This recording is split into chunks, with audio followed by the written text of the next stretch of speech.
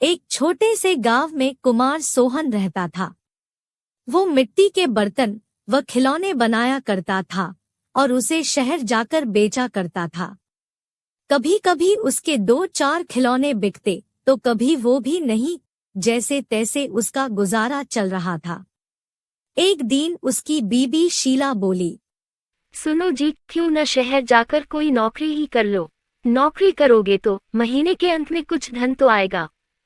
बीवी की बात सुन अब सोहन को भी ऐसा ही लगने लगा था, पर उसको मिट्टी के खिलौने बनाने का बहुत शौक था, लेकिन हालात से मजबूर था। बात तो तुम सही कह रही हो, पर कैसे उस हुनर को छोड़ दूं, जिसका नमक हम लोग अब तक खाते आए हैं।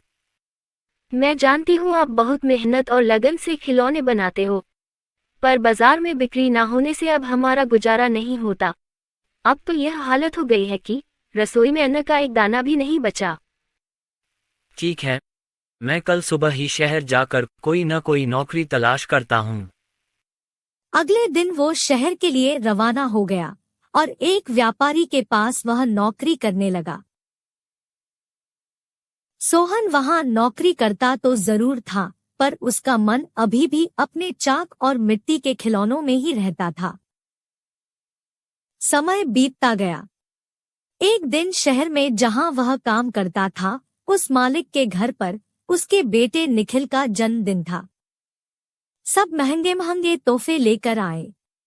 सोहन ने सोचा, क्यों ना मैं मिट्टी का खिलौना बनाऊं और बच्चे के लिए लेकर जाऊं, वैसे भी हम गरीबों का तोहफा कौन देखता है। यह सोचकर वह मिट्टी का खिलौना बनाया और बनाकर जन्मदिन पर ले गया। जब दावत खत्म हुई तो निखिल की नजर उस मिट्टी के खिलौने पर पड़ी। उसे वो हाथ में उठा लिया और खुश होकर और भी बच्चों को दिखाने लगा। खिलौना सभी बच्चों को बहुत पसंद आया और जिद करने लगे कि उनको भी वैसा ही खिलौना चाहिए। यह सब देख सभी मेहमान एक दूसरे की तरफ देखने लगे और एक ही बात पूछने लगे, अरे वाह, इतना शानदार तोहफा कौन लाया है? इतना महंगा तोहफा ये किसने लाया होगा? ये खिलौना तो शायद आपका नौकर सोहन लाया है। इतना सुनते ही सब हैरान हो गए। सभी एक दूसरे का चेहरा देखने लगे।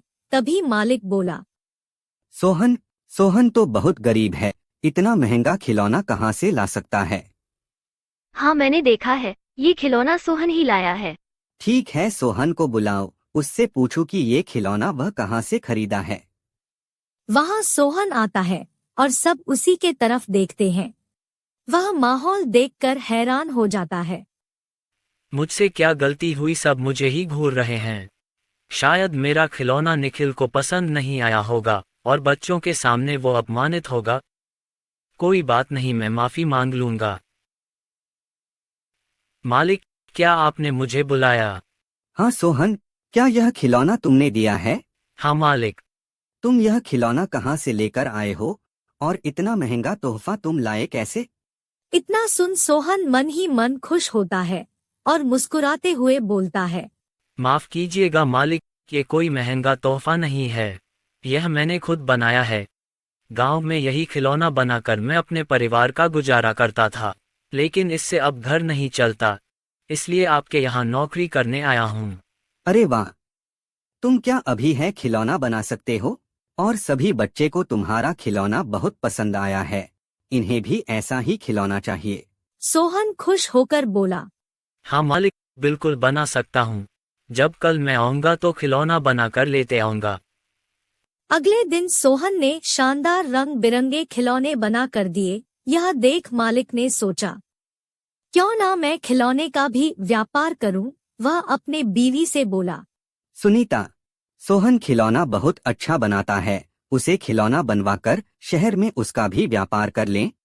उसे सोहन को उसके मनपसंद का काम भी मिल जाएगा और उससे अच्छी तनख्वाह भी मिल जाएगी, साथ ही साथ एक मोटी रकम हम भी कमा लेंगे। ये तो अच्छा विचार है जी। यह सोच मालिक ने सोहन को खिलौना बनाने के काम पर लगा दिया और बदले में हर महीने अच्छी खासी तनख्वाह देने लगा और रहने को घर भी दिया। यह सब पाकर सोहन और उसका परिवार बहुत खुश हो गया और सोहन को उसके मनपसंद का काम भी मिल गया। दोनों हंसी खुशी रहने लगे।